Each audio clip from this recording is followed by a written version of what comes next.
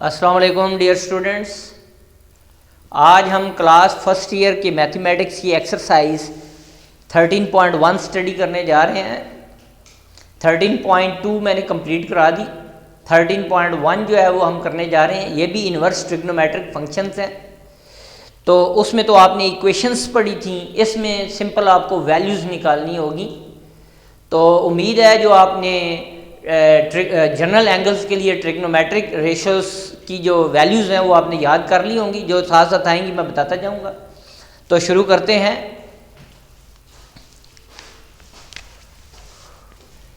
ये inverse trigonometric functions हैं जी। अगर y is equal to sine inverse x हो, मैंने कहा था इन्वर्स ट्रिग्नोमेट्रिक फंक्शन क्या होता है, वैल्यू गिवन हो, ट्रिग्नोमेट्रिक रेशियो की वैल्यू गिवन होगी तो उसके लिए जब हम एंगल बताना होगा तो उसे हम इन्वर्स ट्रिग्नोमेट्रिक फंक्शन कहेंगे। तो ये समझ लें को वैल्यू थी, आपके पास कोई नंबर था, उसका इन्वर्स लिया तो y एंगल आएगा। तो y जब भी आएगा, इसकी रीज़न है, लॉजिकल रीज़न है, ग्राफिकल, वो अभी हम डिस्कस नहीं कर रहे। फंक्शन की रिस्पेक्ट से फंक्शन की डेफिनेशन इन्वॉल्व है, सिर्फ आपने अभी इसको सिर्फ याद रख लेना है।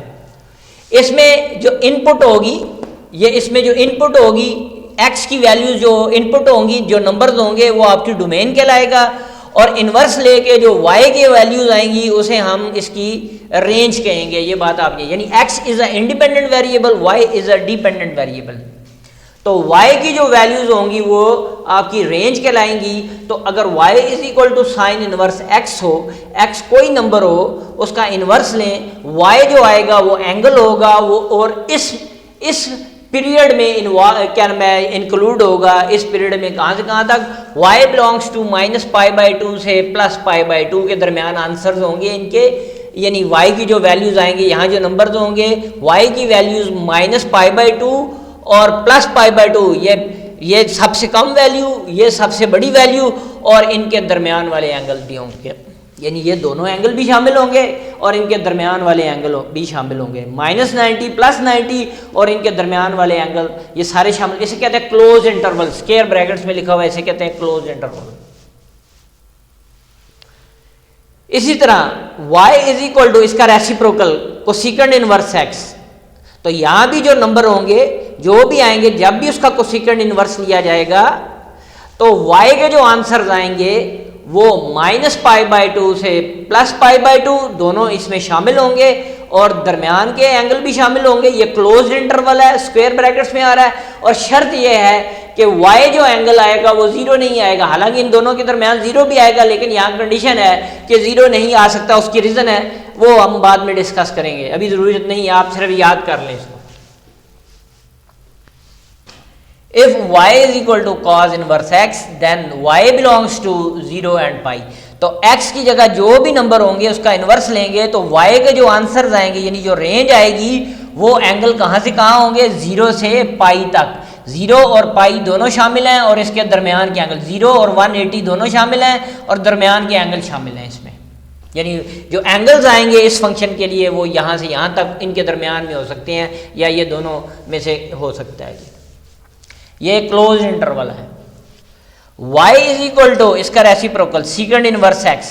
तो x जो भी नंबर होंगे उसका सेकंड इनवर्स लेंगे तो y के जो आंसर इंक्लूड होंगे वो हमेशा इस इंटरवल में होंगे, या इस इंटरवल में होंगे 0 से पाई तक। 0 और पाई दोनों शामिल हैं इसके अंदर, और क्या कहते हैं, और y की वैल्यू π/2 नहीं होनी चाहिए। यानी जो एंगल आए, आप यहाँ देखें 0 से 180 है तो 90 आएगा इनके दरमियान में, लेकिन वो 90 एक्सक्लूडिंग होगा, 90 निकाल लेंगे इसके बीच में से, और फंक्शन अनडिफाइंड हो जाता है, इसलिए हम उसको नहीं लेंगे इस पे।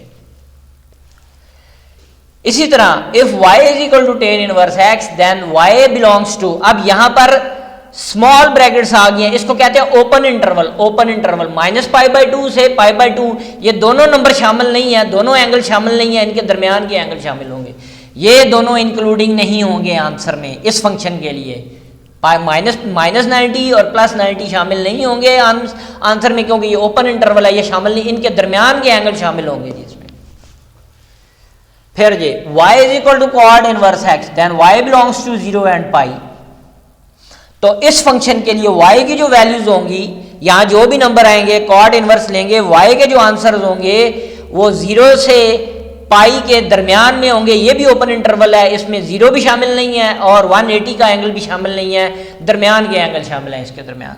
तो ये चीज़ जो है ये आपने याद रख लेनी है जी, ये बड़ी इंपॉर्टेंट थी और हर क्वेश्चन में डिस्क्रिप्शन देनी पड़ेगी आपको इसमें, इसको रट्टा लगा लें आप लोग।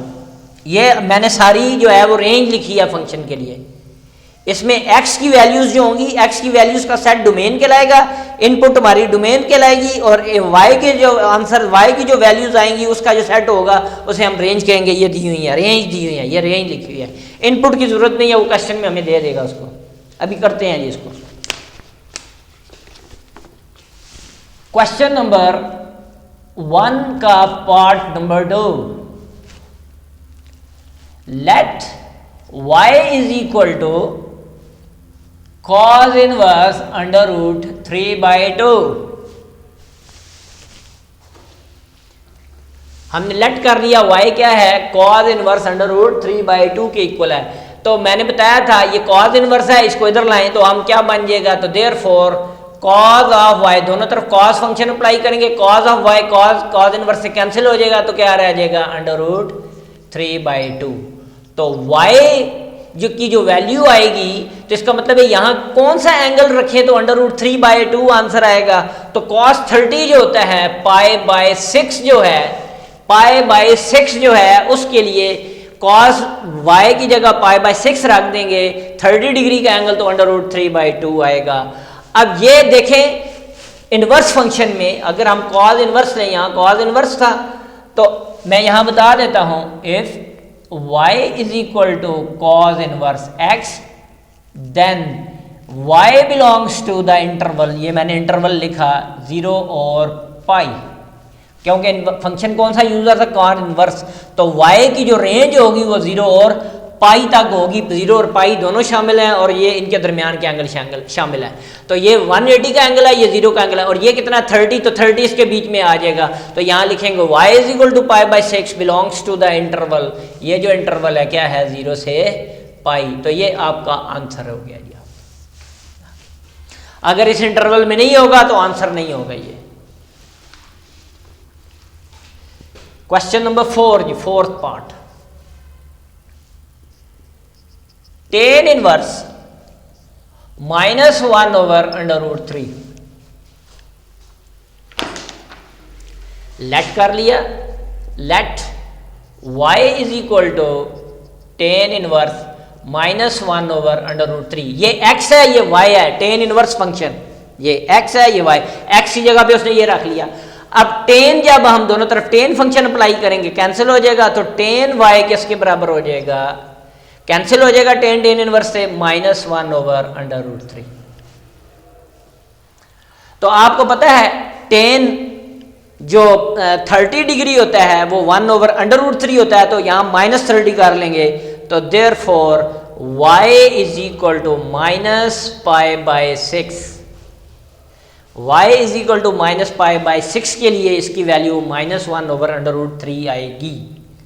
ठीक है, अब हम जरा चेक करते हैं यहां पर, इफ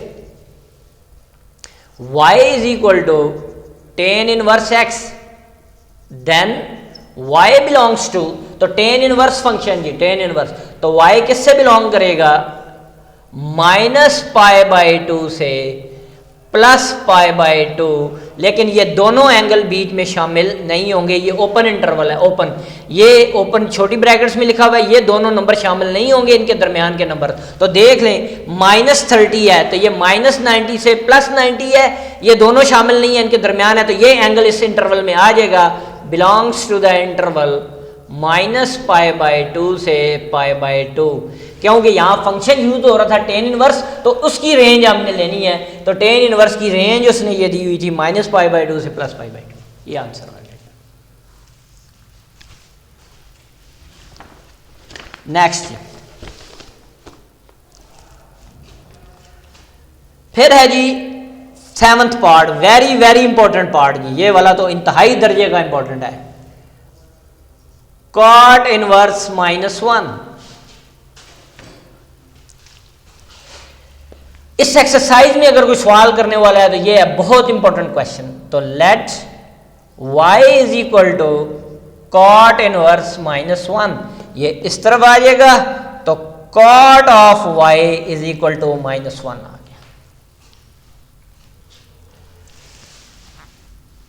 अब टेबल में तो आपने सीधी सीधी वैल्यूज पढ़ी है, हम इसको टेन में कन्वर्ट कर लेते हैं, तो क्या बन जाएगा 1/10 of y is equal to -1/1। उल्टाओ तो 10 ऑफ y भी क्या रहेगा -1। तो आपको पता है 10 45 जो होता है वो +1 होता है, तो 10 -45 करेंगे तो -1 आ जाएगा। तो therefore y is equal to -π/4। 45 का एंगल π/4 कहलाता है, यहां नेगेटिव आ रहा था इसके साथ नेगेटिव ले लिया -π/4। अब जरा देखते हैं if y is equal to function क्या था original function cot inverse x, तो then y belongs to the interval, y belongs to the interval, तो cot इनवर्स के लिए ये मैंने लिखा हुआ है 0 से ओपन इंटरवल है 0 से पाई। इसका मतलब है ये दोनों नंबर 0 और 180 का एंगल शामिल नहीं है, दरमियान के एंगल है। तो इस पे जरा नजर दौड़ाएं, y इज इक्वल टू -π/4, तो ये तो पॉजिटिव एंगल बन रहे हैं, और 0 तो ये बिलोंग ही नहीं करता, does not belongs to the interval 0 से पाई। अब हम ये तो क्या कहते हैं काम गलत हो गया, ये तो आंसर ही नहीं आ रहा, आंसर तो कोई ना कोई तो होगा। अब ये वाला इस जो था क्या नाम है इंटरवल, इसमें लाई नहीं करता जो कॉट के लिए था।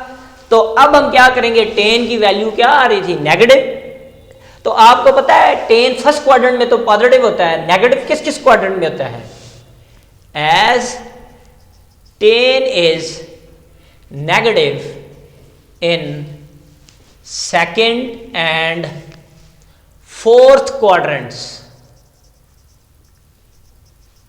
फोर्थ क्वाड्रेंट, ठीक है।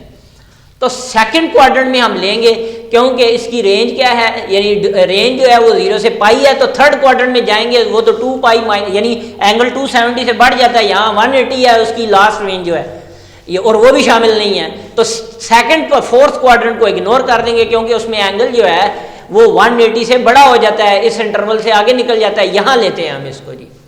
तो सेकंड क्वाड्रेंट में क्या होता है, तो थीटा यानी y इज इक्वल टू क्या आ जाएगा, फर्स्ट क्वाड्रेंट का एंगल π/4 था, तो सेकंड क्वाड्रेंट में क्या था pi minus theta, second quadrant में तो पाई माइनस π/4 कर देंगे फर्स्ट क्वाड्रेंट का एंगल।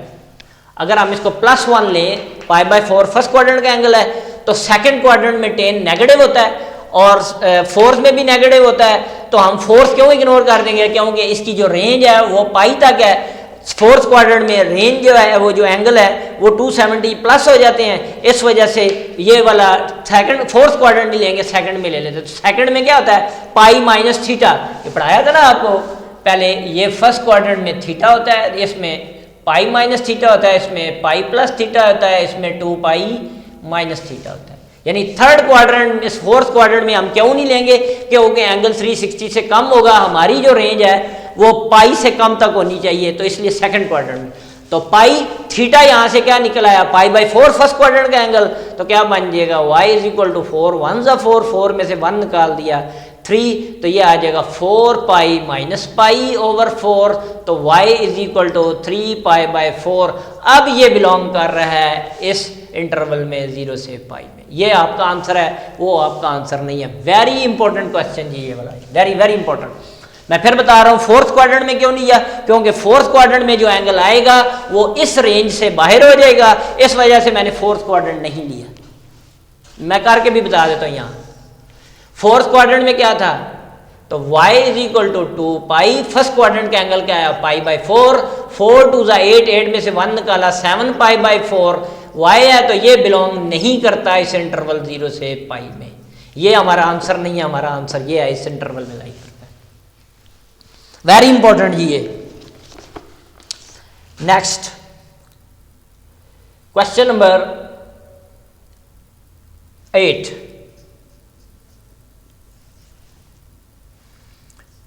कोसेकेंड इनवर्स -2/√3,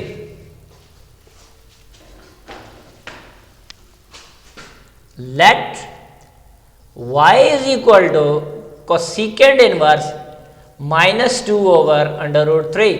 तो जब कोसिकेंड को हम इस तरफ लाएंगे तो कोसिकेंड फंक्शन अप्लाई करेंगे तो कोसिकेंड इनवर्स से कैंसिल हो जाएगा, तो कोसिकेंड y आपके पास आ जाएगा -2/√3। अब कोसिकेंड की वैल्यू नहीं, हम साइन के फॉर्म में निकालते हैं ताकि आपको जनरल वैल्यूज याद रहें। तो क्या बन जाएगा जी आपके पास 1/sin of y, cosecant y 1/sin of y की इक्वल होता है -2/√3। उल्टाओ इसको, रेसिप्रोकल ले लो, तो sin of y is equal to -√3/2।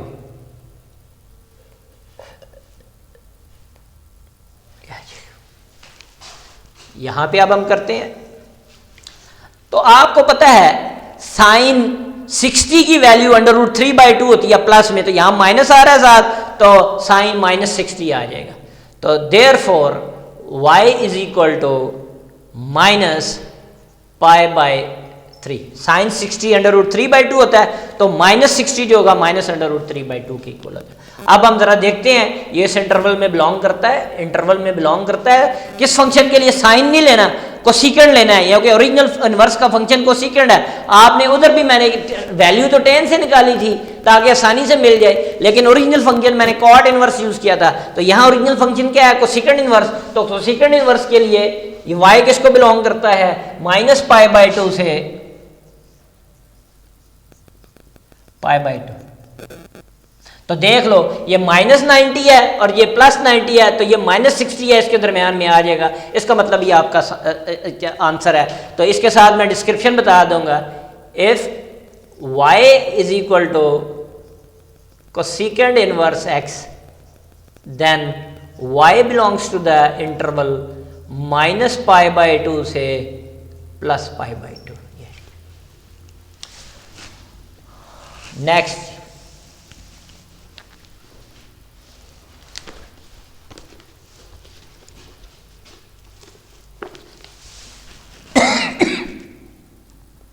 Ninth question, ninth part ji.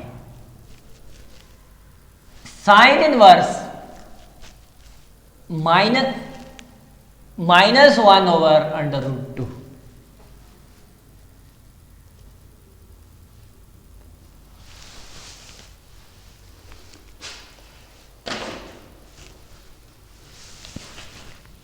Late y is equal to sine inverse -1/√2। दोनों तरफ साइन फंक्शन लेंगे तो साइन ऑफ y इक्वल हो जाएगा -1/√2। तो आपको पता है साइन π/4 यानी साइन 45 जो होता है 1/√2 होता है, तो माइनस है यहाँ पे, तो -45 का एंगल आ जाएगा। तो therefore y is equal to -π/4 ये एंगल आ जाएगा। साइन 45 1/√2 होता है, तो यहाँ माइनस है, तो माइनस ये -45 का एंगल बन जाएगा ये सारा। तो अब हम जरा देखते हैं बिलोंग करता है इस इंटरवल में से साइन इनवर्स के लिए। साइन इनवर्स का ये लिखा हुआ है, तो बिलोंग करता है जी इस इंटरवल में -π/2 से +π/2। और यहाँ डिस्क्रिप्शन दे देंगे, if y is equal to sine inverse x, then y belongs to the interval -π/2 से +π/2। सॉल्व हो गया, आंसर आ गया आपके पास। नेक्स्ट क्वेश्चन जी, क्वेश्चन नंबर 2 कहता है विदाउट यूजिंग टेबल और कैलकुलेटर शो दैट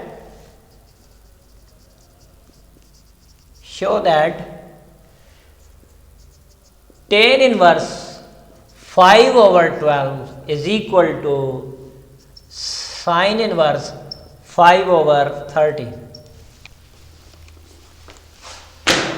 अब इसमें बेशक आप राइट ले लें या लेफ्ट ले लें, जो आपकी मर्जी है, हम लेफ्ट ही ले लेते हैं। तो let tan inverse 5/12 is equal to alpha या थीटा कह लें। तो tan अप्लाई करेंगे तो 5/12 जो है वो किसके बराबर आ जाएगा, tan ऑफ अल्फा के।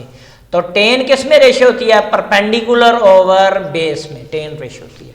तो हम यहाँ पे ट्राइंगल बना लेते हैं, ये बनाई हमने, ये अल्फा है, A B सी 90 का एंगल, ये परपेंडिकुलर 5 हो गया, बेस इसका 12 हो गया। ए बी निकाल लेते हैं, तो ए बी किसके बराबर होगा, hypotenuse. A B is equal to perpendicular square plus base square और अंडर रूट। तो 25 प्लस 144 169 और ये आ गया जी 13। ए बी की वैल्यू आपके पास 13 आ गई जी।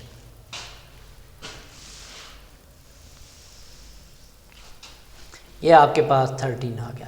तो अब हमने साइन में जाना है, आंसर में साइन आ रहा था तो आपने लिख दिया, तो सो साइन थीटा या साइन ऑफ एल्फा किसके बराबर आ गया, परपेंडिकुलर ओवर हाइपोटेन्यूज 5/13। तो साइन इनवर्स अप्लाई कर देंगे, तो alpha is equal to sine inverse 5/13। तो एल्फा आपने किसकी इक्वल लिया था, टेन इनवर्स के, तो देयरफॉर एल्फा की वैल्यू ये पुट कर दी, tan inverse 5/12 is equal to is equal to sine inverse 5/13, hence proved.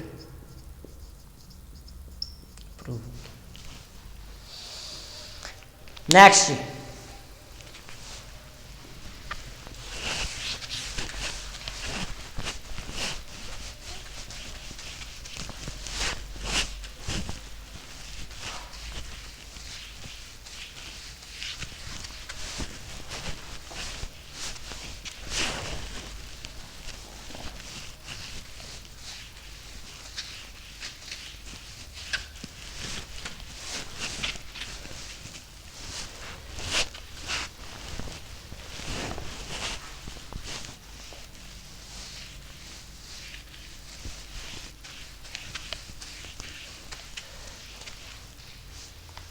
आज का लास्ट पार्ट जी, कल इंशाल्लाह ये चैप्टर खत्म हो जाएगा हमारा। Second part, question number 2, part number 2। तो कह रहा है जी, शो दैट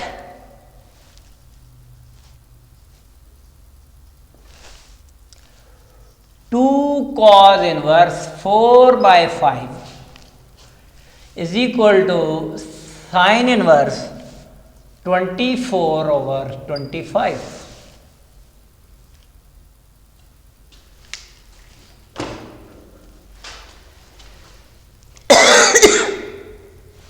देखें जी, तो लेफ्ट ले लेते हैं, let 2 cos inverse 4/5 is equal to alpha. इसको इधर डिवाइड कर दिया, cos inverse 4/5 is equal to α/2। दोनों तरफ cos अप्लाई करेंगे, cos इनवर्स कैंसिल हो जाएगा, तो 4/5 is equal to cos of α/2। क्या आ गया, तो cos किस में रेशो होती है, बेस ओवर हाइपोटेन्यूज में। तो हम साइन निकाल लेते हैं, साइन α/2 के। ये एंगल आपका हो गया α/2, ये आपका परपेंडिकुलर, ये बेस, तो बेस कितना था 4, हाइपोटेन्यूज क्या है 5, तो ए बी सी पैथागोरस लगाएंगे, तो हमें परपेंडिकुलर निकालना है, तो बी सी इक्वल होगा ए बी का स्क्वायर माइनस ए सी का स्क्वायर अंडर रूट।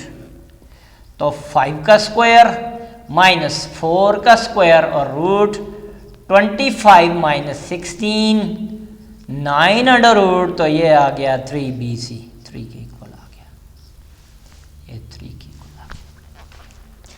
तो यहां से हमने वैल्यू लिख ली साइन α/2 की, कॉज α/2 की तो है हमारे पास यहां पर ये वैल्यू, तो साइन ऑफ α/2 किसके बराबर हो जाएगा, परपेंडिकुलर ओवर हाइपोटेन्यूज 3/5, ये इसकी वैल्यू है। अब आपको पता है as sine of alpha equal होता है 2 साइन α/2 कॉज α/2। 10th चैप्टर में फार्मूला पढ़ा था आपने, कॉस साइन 2 थीटा का, 2 साइन थीटा कॉस थीटा, तो यहाँ 2 थीटा था, तो यहाँ साइन थीटा कॉस थीटा हो गया, तो यहाँ थीटा हो तो ये θ/2 हो जाएगा। मैंने अल्फा ले लिया यहाँ पे, पुटिंग वैल्यूज,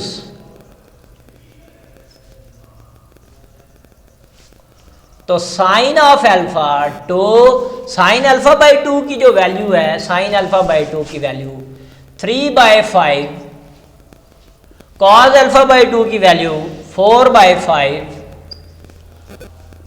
4 3 12, 12 2 24, 5 5 25, ये साइन ऑफ अल्फा आ गया जी आपके पास।